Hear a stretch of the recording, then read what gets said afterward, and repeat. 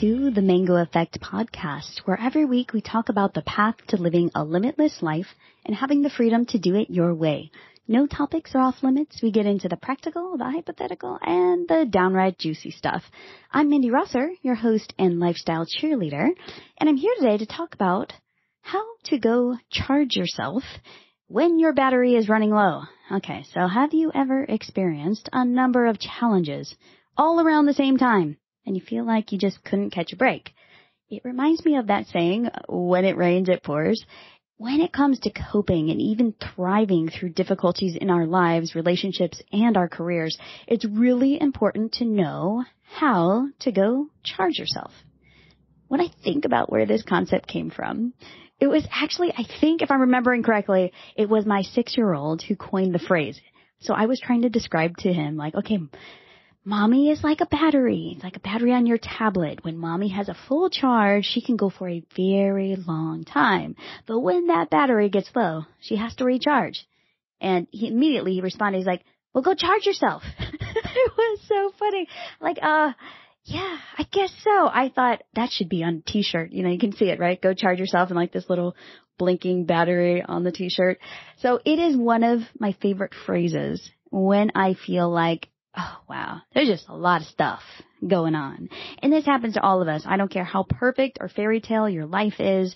There are going to be points in your life where you are just feeling like that battery is freaking low. So what are you going to do?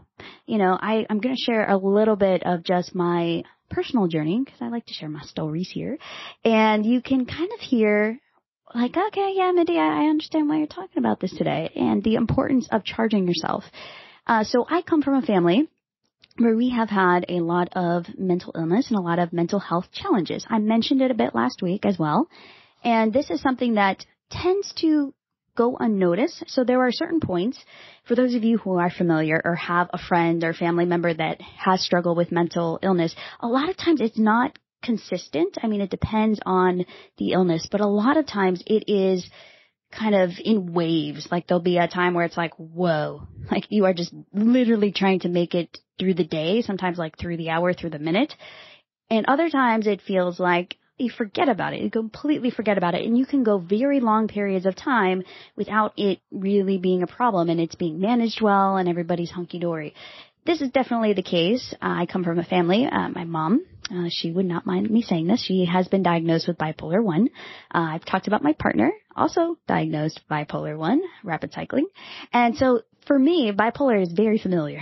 Like I know exactly what it looks like. I know when it's coming, and a lot of times it is in those waves. So in the very calm periods, like I talked about last week, boring is good. Those calm periods are like beautiful times because you are just not thinking about it and life is kind of going on like normal. Yes, you're going to have other types of challenges, but it's almost like the mental illness is in the trunk versus in the front seat trying to drive. And that's a really good way to think about it. Like, okay, it's always there. You always have it with you, but is it driving or trying to drive in the front seat and kind of like making your car go crazy? Or is it in the trunk, you know, kind of contained?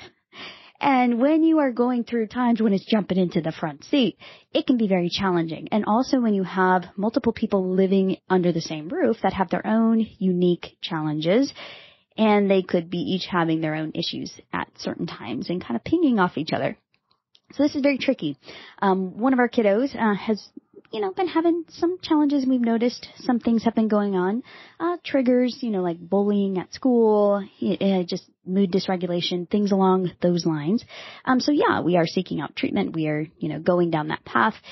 But it can be really, really tricky because working with other people who are not exposed to this type of approach, maybe they don't have mental illness in their family or haven't had a little person that has had, you know, issues, or just, you know, trying to figure out what's going on and really get to the root of it.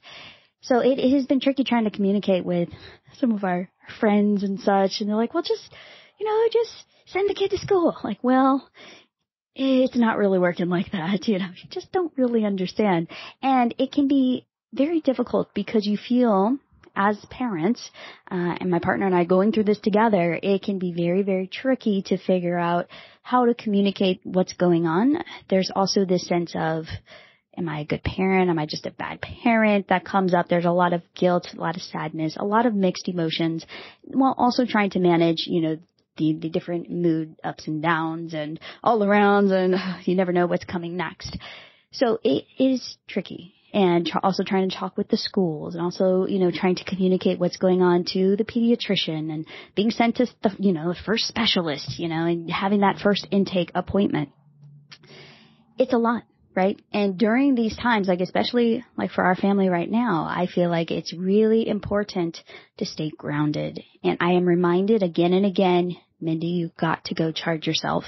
And that can be hard, like very difficult, because sometimes you feel like it's a crisis moment or a crisis situation. Obviously, I'm not going to say, bye guys, I'm going to go have a good time while there's literally a crisis or somebody's in danger emotionally or psychologically. Of course, I'm not going to leave the house at that point. But there are times when there is a reprieve in the house and where everybody is stable and everyone is safe. And it's important for me to recognize those times and also to say, I think everyone's doing okay. I think now would be an appropriate time for me to take a break and go for a surf. And for me, one of the easiest, fastest ways to go charge myself is go surfing.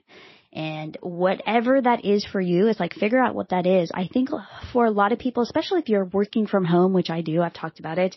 I work from home, so it's like I never leave the house otherwise. I'm not the type that likes to run errands or go to Costco or go shopping. The only place I go, if I had my way, the only places I would go would be surfing. Surfing at the beach, and maybe, hit up some of the surf shops, or, drop the kids off at a friend's house or something like that. But I really like home. It's really awesome. And I really like surfing. So for me, it's like, okay, if I need to take a break, take a breather, it's like, surfing is a really good way just to, and I think I talked about it in a recent podcast too, to touch all of those bases. Like, okay, I'm getting in my physical exercise, my mental, like I am actually being able to meditate. When you're watching waves, you are in a very meditative state. And then you have to activate yourself. So you go into this very athletic stance. It's a really neat feeling when you're in rhythm. And sometimes when you're not in rhythm, you're just sitting out there, and sometimes, like, if you have a lot of emotions, you can sit out there and let the tears come down your face, and everyone's wet anyways, so nobody can tell, and it's all good, so having a place, a safe place for you to go, whether it's a physical place, whether it's an emotional place, whether you're literally just shutting your door for a little bit, saying, hey, if you're a parent, mommy needs 15 minutes. 15 minutes, that's it, kids. For those of you who may not be parents, then maybe you have been isolated and you're like, I need to take a break from, being an entrepreneur at home, and I'm going to go hang out with some friends and see some real people.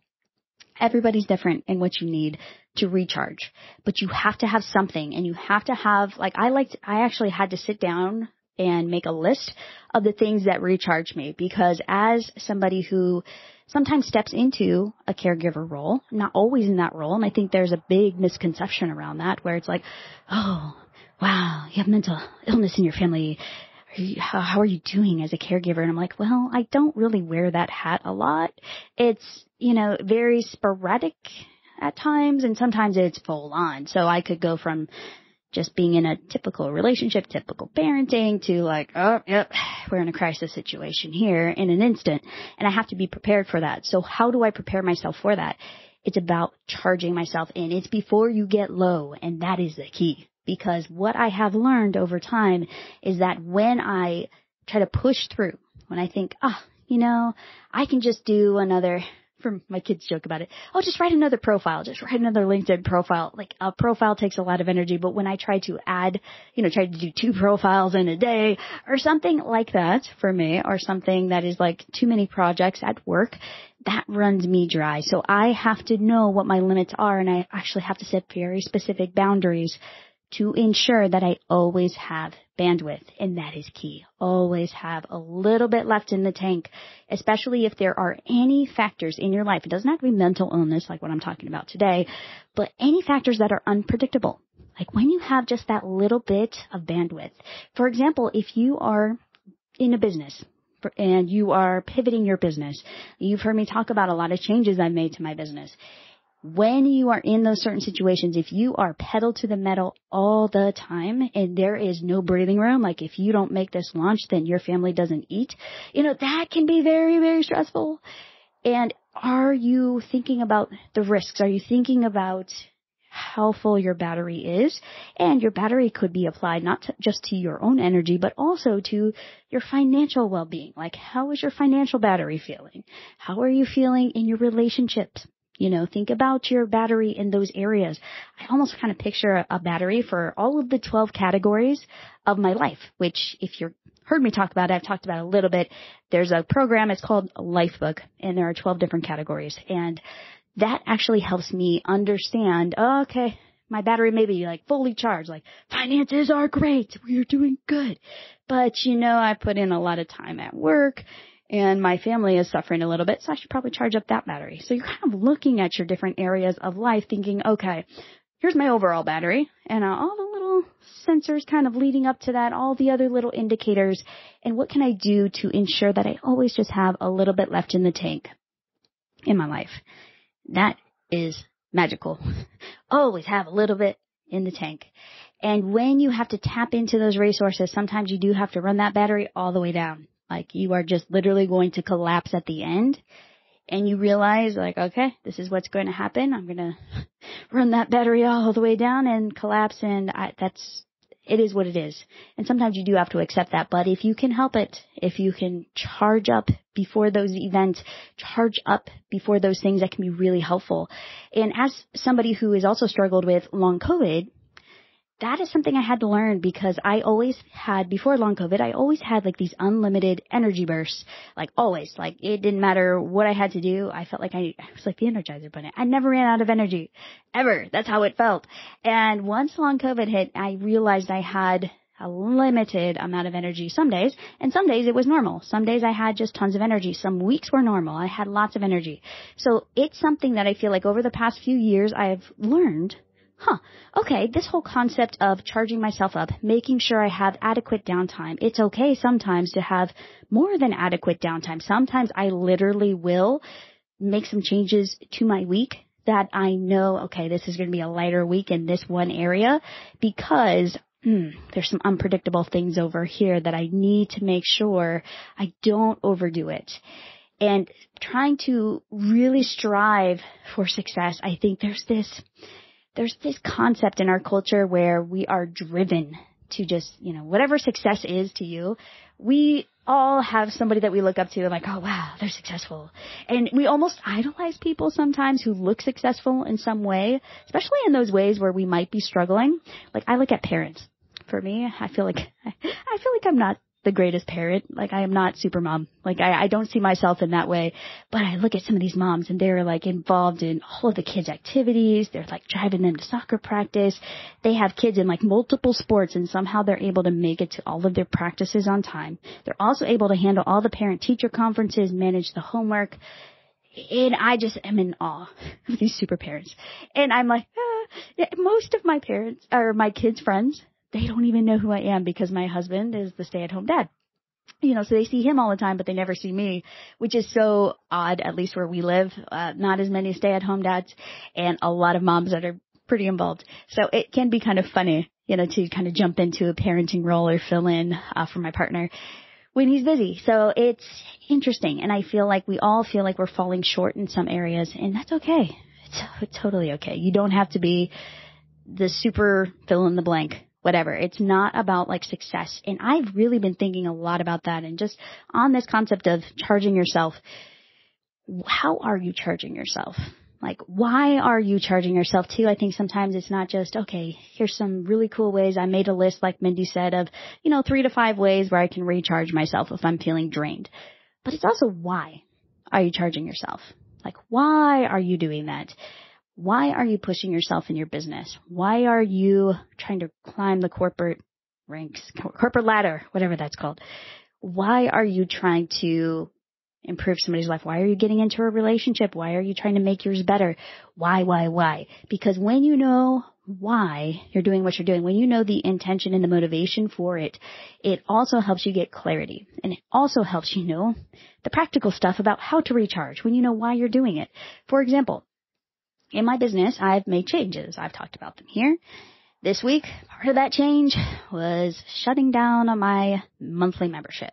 to make space for other aspects of my business and my life. So I've talked about it, but kind of going back more in alignment with the agency model, training, but not monthly membership style training. And that was hard. It was one of the hardest emails I had to write this week, to tell my members, hey, sorry, shutting it down. I might revamp it next year. Let's just see how bandwidth goes. But you know why I did that? The why was because, first of all, analyzing the numbers as a business person, putting on the CEO hat. Is this a really good revenue stream for me for the amount of effort? Do I want to grow this revenue stream? Yes? No? What does growing that revenue stream require? Okay, probably launching a lot more, which is not in alignment with where my business is headed right now, where I want to be in my business moving forward. Okay, so what am I going to do about this? All right, it's time to let go of the membership for now. Even though there are some very excited members that joined and then they're disappointed now. But you know what? It was the right thing for me to do. And what it also did, I felt this immediate sense of closure, first of all, because it had been weighing on me for several months, trying to figure out, I really love my members and I really want to provide value, but I was feeling that tug of war with time and energy, and something had to give, and I had to make a choice. I had to make a decision which direction I wanted to go. And that also, just that one thing, that one action, it opened up like this feeling of relief and also time. And time to me is so valuable. Giving me just a little bit more time and space, a little bit more time to figure out exactly how I want to do stuff in my business. Also, the time where I can actually have a little bit more bandwidth on the weekends to work on my book, which is something that is so meaningful to me. And is that an immediate revenue source? No. But is it meaningful to me? Yes. So why shutting down the membership? To open up other doors that are a bit more in alignment with where I'm headed. And we are facing these types of decisions all the time. Sometimes they are obvious like that, and sometimes they are not so obvious, but we need to be smart enough to recognize them and to make the right choice. And we can make better choices when we charge ourselves. And the membership thing, back to that, that thing had been weighing on my mind for a long time, but I was not in the right charged up state with my business mentally to actually make that choice. Like, I kind of kept things going just until I was 100% sure and until I knew that it was the right move. So I think charging ourselves up in different areas, in different ways, can also help us get that clarity and the confidence to make the right choices. And when we actually make the choice, we're like, yep, not going back. It's not a wishy-washy decision. It is, this is what I'm doing. This is why. And this fits in with my life vision and with my life purpose and what's best for me and for my family or the immediate people around me right now. So go charge yourself. Like, what's one thing that you can do today just to charge yourself up? And maybe it's something completely silly. My kids laugh at me. I like charging myself up by cleaning the house. Yeah, I think I've mentioned it 1 or 2 times before, but I love to plug in my earphones. And right now I'm like really binging on, you'll laugh, psychiatric presentations. Yes, psychiatric presentations, like psychiatrists giving presentations on YouTube about all types of like different disorders and mental illnesses. So that is like fascinating stuff to me. But then again, I am fascinated by strange things. So for me, it's really fun to put in my headphones, put in some of those psychiatric presentations and clean the house. And I feel so much more charged up afterwards, especially for me working at a screen all day. For some people, sitting at a screen might be relaxing. If you have a physical job, sitting down might be great. For me, standing at my desk, I really am excited when I have opportunities to actually move my body in space and do something that is less taxing on my brain, doesn't require me to, use that visual focus. And so figure out what those things are, as silly as they may be. Cleaning the house, going out for a coffee with a friend, calling up a friend, maybe doing a Zoom with your mom. All of these different things, hanging out with your kids. That's something I really want to do more of moving forward.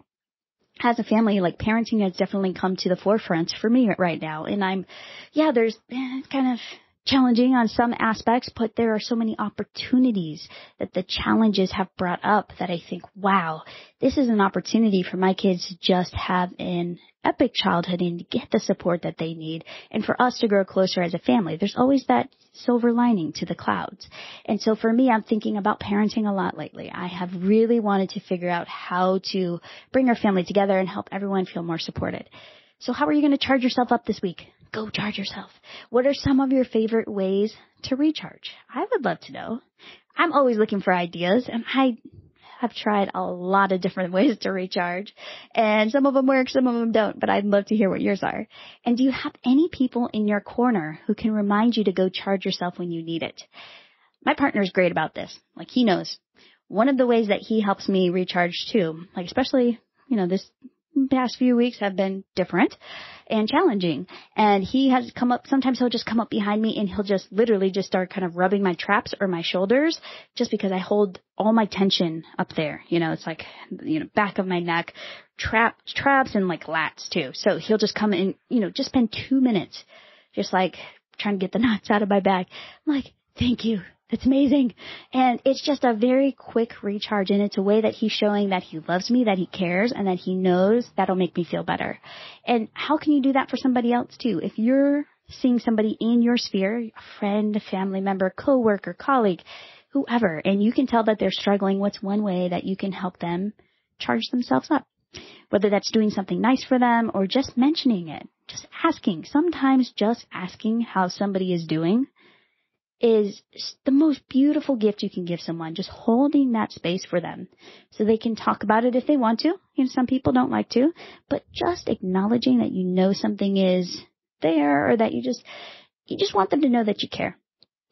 That can mean a lot to people. So think about something you can do to charge yourself up this week, and then look for someone that you can help to charge up, or encourage them to go charge themselves. So DM me on Instagram to share your take on what you're doing to take care of yourself. I want to hear your ideas. I really do. I'm also on TikTok at Mango Effect Podcast on Instagram and TikTok. You can message me either place. Michaela, my daughter, manages my TikTok, so she will see your message there. I manage the Instagram, so I'll see it there. And if you like what you hear, please subscribe to the Mango Effect Podcast wherever you listen to podcasts so you don't miss an episode. I'd be absolutely thrilled if you love the show, of course. If you want to write a 5-star review, that would be amazing. We are a new show, so any reviews and subscribes we get will definitely help us as we grow. All right, that's it for today. I will talk with you in the next episode. Bye for now.